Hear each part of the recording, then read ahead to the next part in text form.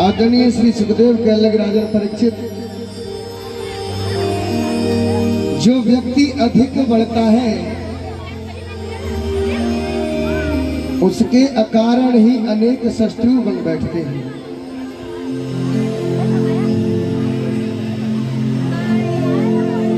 हम दो समय का भोजन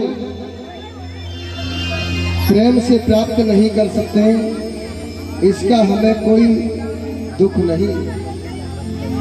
हमारा पड़ोसी दोनों समय का भोजन प्रेम से क्यों करता है, इसका हमें बहुत दुख है।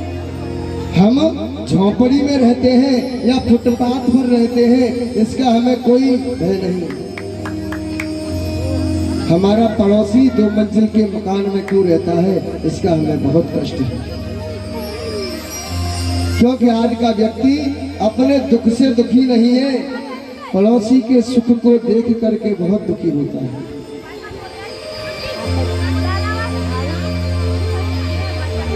एक बेचारे किसान थे, उन्होंने भगवान शंकर की तपस्या की तो भगवान शंकर ने 1 घंटा दे दिया प्रसन्न होकर के, और कहा ये घंटा ले जाइए, गाय के गोबर से चौका लगवाना, गंगा जल से स्नान करा के घंटे से आप जो भी मांगोगे मेरी कृपा से वही तुम्हें मिल जाएगा।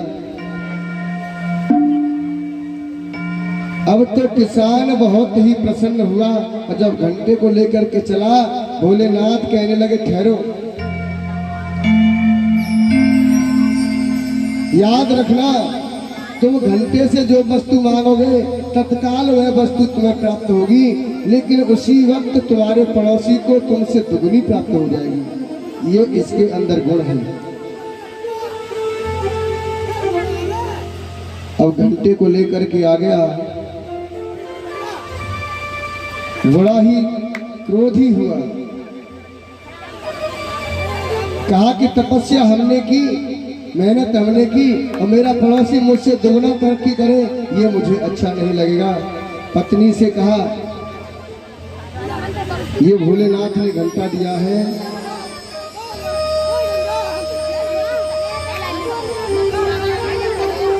बाबा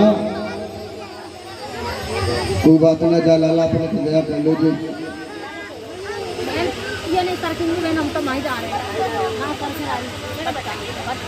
पत्नी से कहा इस घंटे के अंदर ये गुण है, गाय के गोबर से चौका लगा के गंगा स्नान कराकर इससे जो मांगोगे वही हमें मिल जाएगा, लेकिन याद रखना घंटे को हिला मत देना, क्योंकि हमें एक वस्तु प्राप्त होगी, हमारे पड़ोसी को दुगनी प्राप्त हो जाएगी। और वो किसान तो चला गया बेचारा परदेश कमाई करने के लिए। एक दिन पत्नी ने सोचा कि पतिदेव ने बताई सो घंटे की परीक्षा करके देखूं। उसने गाय के गोबर से चौका लगाया, गंगा जल से स्नान कराया घंटे को, और हाथ जोड़ करके कहने लगी हे घंटेश्वर महाराज, मेरे पति ने मन वचन कर्म से भोलेनाथ की पूजा की हो तो मेरा 1 मंजिल का मकान बन करके तैयार हो जाए। वहां क्या समय था, एक क्षण नहीं हुआ 1 मंजिल का मकान बन के तैयार हो गया, और सामने रहने वाले पड़ोसी का 2 मंजिल का बन करके तैयार हो गया। फिर इसने कहा हे घंटेश्वर महाराज, मेरी 2 दासियां सेवा के लिए आ जाए। उसकी तो 2 दासियां आई, पड़ोसन की 4 दासियां आ गई। सोने चांदी हीरे मोतियों के इसके यहाँ कम खजाने लगे, पड़ोसी के यहाँ उससे दुगने लग गए, और ये चक्र चलता रहा 3 महीने तक। 3 महीने के बाद में जब पति लौट करके आया, देखा देवी तुमने घंटे से कुछ मांगा? हाँ स्वामी, मैंने परीक्षा के लिए मांगा तो था।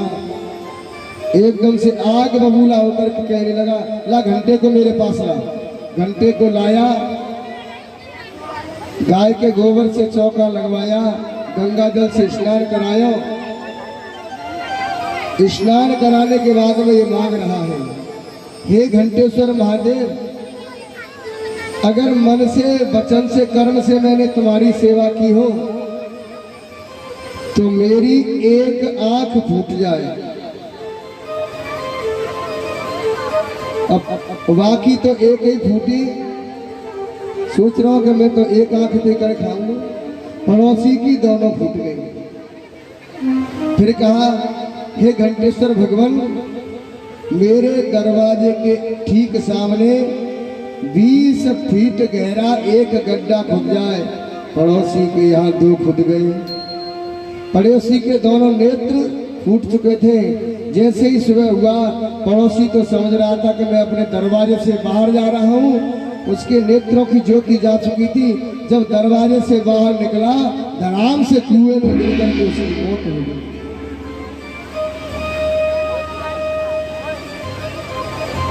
तो मेरे भागवत प्रेमियों, मेरे कहने का भाव ये है, जलो मगर दीपक की तरह। दीपक जलता है लेकिन फिर भी हम और आपको प्रकाश देता है।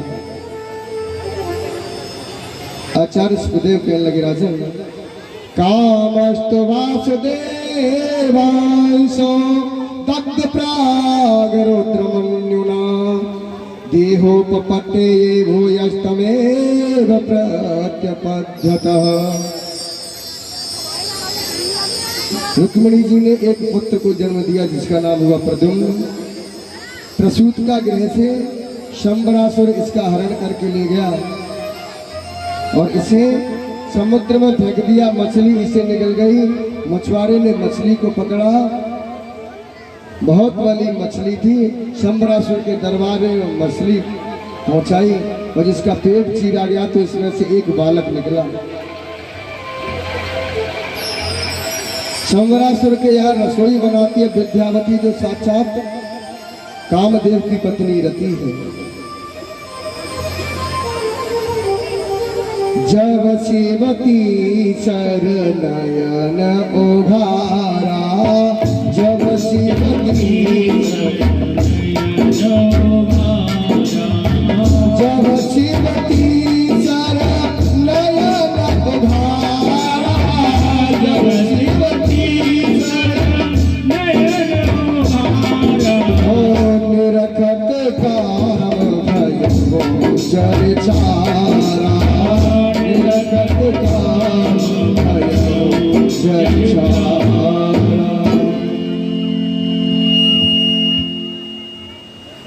मेरे भागवत प्रेमियों,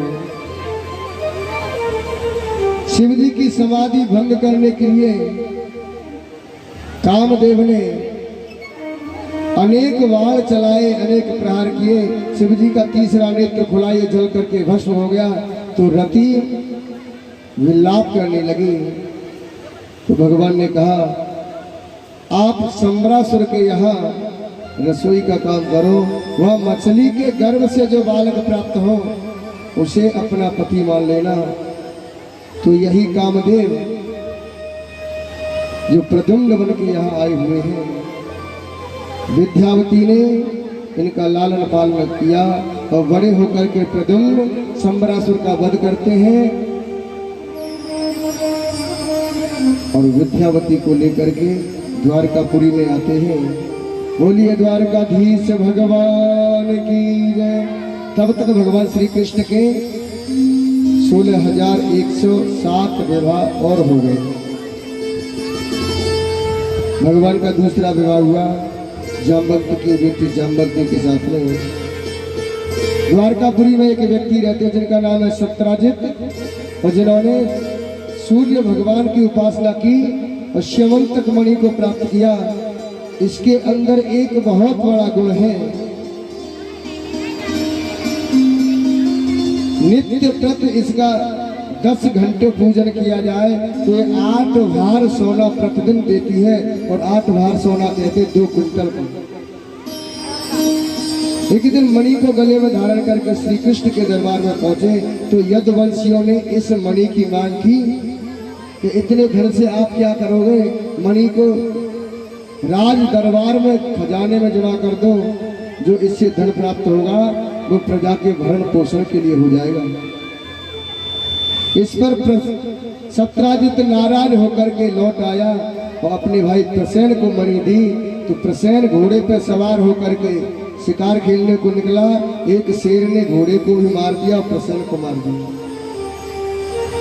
मणि को लेकर यह सिंह जामवंत की गुफा के सामने होकर के निकला। जामवंत ने शेर का वध किया और मणि अपनी बेटी जामवंती को दे दी। पूरी द्वारकापुरी में पेट्रोल की तरह आग लग गई कि मणि के लालच में श्री कृष्ण ने प्रसेन को मार दिया। भगवान श्री कृष्ण कुछ यदुवंशियों के साथ में गए। जामवंत से युद्ध हुआ। अंत में जामवंत जब थक गया तो भगवान श्री कृष्ण कहने लगे, जो तुम्हारे पास मणि है इसका हमें झूठा दोष लगा है, ये मणि हमें दे दो। तो जामवंत कहने लगे, प्रभु मणि को ले जाओ और मणिबारी को ले जाओ, मेरी बेटी शादी की योग्य हो गई है। जामवंती का विवाह प्रभु श्री कृष्ण के साथ में किया और दहेज में मणि दे दी। भगवान ने मणि सत्राजित को दी। सत्राजित को बहुत लज्जा आई, मैंने प्रभु श्री कृष्ण को दोष लगा दिया और इसने अपनी बेटी सत्यभामा का विवाह श्री कृष्ण के साथ कर दिया। अब इनकी दुश्मनी रिश्तेदारी में बदल गई। तीसरा विवाह मेरे गोविंद का सत्यभामा के साथ में हुआ। मेरे भागवत प्रेमियों, एक दिन भगवान श्री कृष्ण अर्जुन के साथ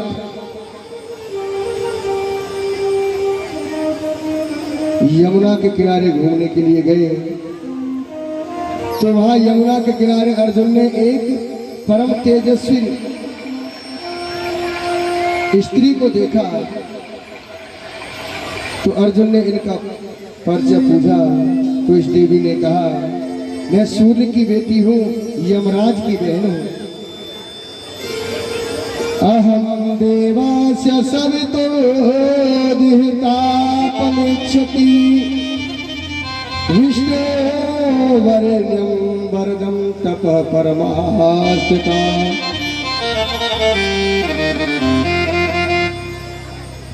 मैं सूर्य की बेटी हूँ, यमराज की बहन हूँ। श्री कृष्ण को अपने पति रूप में वर्ण करना चाहती हूँ। अर्जुन ने कहा कि वो तो मेरे साथ है। दौड़ करके श्री कृष्ण के पास पहुंचे। अरे प्रभु, आजकल आपकी बृहस्पति बहुत अच्छी चल रही है, जहां भी देखो वहां विवाह की तैयारी हो जाती है। आज अर्जुन ने कालिंदी का हाथ श्री कृष्ण प्रभु के हाथ में थमा दिया, संकल्प पढ़ दिया, चौथा विवाह मेरे प्रभु का कालिंदी के साथ में हुआ। विंद और अरविंद नाम के दो राजा हैं, जिनकी परम लाडली बहन का नाम है मित्र वृंदा। पांचवा विवाह प्रभु का मित्र वृंदा के साथ में हुआ। नग्नजित नाम के एक राजा हैं, जिनकी बेटी का नाम है नग्नजिति, जिनके यहाँ 7 पराक्रमी बैल हैं। इन्होंने प्रतिज्ञा की कि जो एक साथ 7 बैलों को नाच देगा, मैं उन्हीं के साथ में अपनी बेटी का विवाह कर दूंगा। तो भगवान श्री कृष्ण नग्नजित राजा के यहाँ पहुंचे, 7 बैलों को एक साथ नाच दिया और नग्नजिति के साथ में राजा ने श्री कृष्ण का विवाह कर दिया। इस प्रकार से प्रभु के 6 विवाह संपन्न हुए। एक और परम पराक्रमी स्त्री है जो स्वयं राज्य चलाती है, जिसका नाम है भद्रा। 7वां विवाह प्रभु का भद्रा के साथ में हुआ। मध्य देश के राजा की बिटिया लक्ष्मणा। 8वां विवाह मेरे प्रभु श्री कृष्ण का लक्ष्मणा के साथ में हुआ। ये प्रभु श्री कृष्ण की 8 पटरानियां हैं। कभी कभी मनुष्य के पास धन और बल अधिक बढ़ जाता है तो ये दुरुपयोग करने लगता है। एक भौमासुर नाम का राजा है जो राजाओं पर चढ़ाई करता है और राजाओं को जीत करके उनके राज्य में जो सुंदर कन्या है उन कन्याओं को ला करके अपने बंदी गृह में डाल देता है। 16,100 कन्याओं को अपने बंदी गृह में डाल दिया और इसने संकल्प किया जब 20,000 कन्या हो जाएंगी तो एक ही मुहूर्त में सबके साथ में विवाह रचा लूंगा। कन्याओं ने प्रभु श्री कृष्ण के लिए पत्र लिखा। भगवान श्री कृष्ण सत्यभामा के साथ में पधारे, भौमासुर का वध किया, 16,100 कन्या को बंधन मुक्त किया और कहा कि आप अपने अपने घर जाइए। कन्याओं ने कहा कि हमें कोई अपनाएगा नहीं, कोई हमारे साथ विवाह नहीं करेगा, इसलिए या तो आप हमारे साथ विवाह कर लीजिए, नहीं तो हम आत्महत्या कर लेंगे। तो मेरे श्री कृष्ण ने 16,100 कन्याओं के साथ में विवाह किया। इस प्रकार से भगवान के 16,108 विवाह संपन्न हुए। गीता में एक श्लोक आता है, भो मेरा बोलो वायु खम मनो बुद्धिरेव च अहंकार इत्ययं विभिन्ना प्रकृतिरष्टधा। 8 प्रकार की प्रकृति होती है, भूमि जल अग्नि वायु आकाश, मन बुद्धि और अहंकार। ये 8 प्रकार की प्रकृति ही भगवान श्री कृष्ण की 8 पटरानी है। वेद के 3 कांड होते हैं, ज्ञान कांड, उपासना कांड और कर्म कांड। उपासना के कांड के 16,000 मंत्र ही श्री कृष्ण प्रभु की पत्नियां हैं। प्रद्युम्न के पुत्र अनिरुद्ध हुए, इनके भी 2 विवाह हुए, एक तो रुक्म की पोती के साथ में, दूसरा बाणासुर की बेटी उषा के साथ में। मेरे भागवत प्रेमियों, रुक्मिणी जी के 4-5 पुत्र हो गए, लेकिन कभी भी श्री कृष्ण प्रभु ने रुक्मिणी के चेहरे पर क्रोध नहीं देखा, कभी ये नाराज ही नहीं होती है।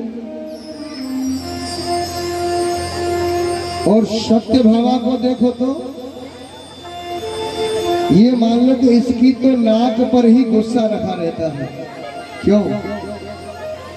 क्योंकि ये पैसे वाले की है ना, इसके पिता ने मणि दहेज में दी थी, और जो बहू अधिक पैसा लेकर के अधिक दहेज लेकर के आती है वो फिर सेवा नहीं करती।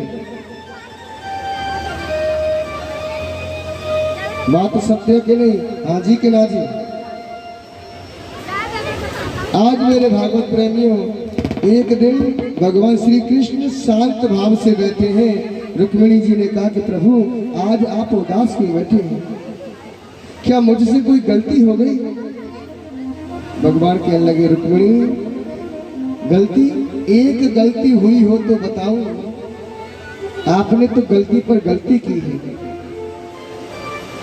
हे रुक्मिणी एक बात बताइए, आपने मुझ जैसे ग्वाल गवारिया के साथ में शादी करके बहुत बड़ी गलती की। अरे चंदेरी का राजा का ससुराल बारात लेके आया, तुम उसके साथ में विवाह कर लेती तो कम से कम महारानी तो कहलाती। ये बात भगवान कब कर रहे हैं? जब रुक्मिणी के 5 पुत्र हो गए हो तब। रुक्मिणी शायद आपने मेरे साथ में विवाह इसलिए किया होगा कि लोग मेरा भजन करते हैं, तो आपने ये गलती की, क्योंकि मेरा भजन पैसे वाले तो करते नहीं, मेरा भजन तो वही करते हैं न तो जिनके पास रहने के लिए मकान है, न खाने के लिए अन्न है, न पहनने के लिए वस्त्र है, संत महात्मा। अगर आपने मेरे साथ इसलिए विवाह किया होगा कि लोग मुझे बलवान समझते हैं, तो ऐसा भी नहीं, मैं बलवान भी नहीं। मैं राजाओं के भय के कारण रण छोड़ करके भाग गया और द्वारकापुरी बसा करके रहता हूं। तो तुमने मन में विचार किया होगा कि लोग मुझे परमात्मा कहते हैं, मेरा स्वरूप सुंदर तुमने समझा होगा। तो रुक्मिणी, मैं सुंदर भी नहीं, मुझ जैसे काले कलूटे के साथ में तुमने विवाह क्यों किया? हे रुक्मिणी, जिसकी माँ का पता नहीं, पिता का पता नहीं, कोई देवकी वसुदेव का पुत्र कहता है, कोई नंद यशोदा का पुत्र कहता है, ऐसे व्यक्ति के साथ तुमने विवाह क्यों किया? फिर भी रुक्मिणी को क्रोध नहीं आया। अब की बार श्री कृष्ण ने कह दिया, रुक्मिणी अभी कुछ नहीं बिगड़ा, अगर आप चाहो तो मैं शिशुपाल के साथ में अब भी तुम्हें विदा कर सकता हूँ। इतना कहा, एकदम से धड़ाम से मूर्छित होकर के रुक्मिणी जमीन पर गिर पड़ी। भगवान श्री कृष्ण ने उसी वक्त चतुर्भुज रूप धारण किया। एक हाथ से तो रुक्मिणी के मस्तक को दबा रहे हैं, दूसरे हाथ से पंखा लेकर के हवा कर रहे हैं, तीसरे हाथ से आंखों में जल के छींटे मार रहे हैं। 20 मिनट के बाद में जब होश आया तो रुक्मिणी बोली, हे प्रभु,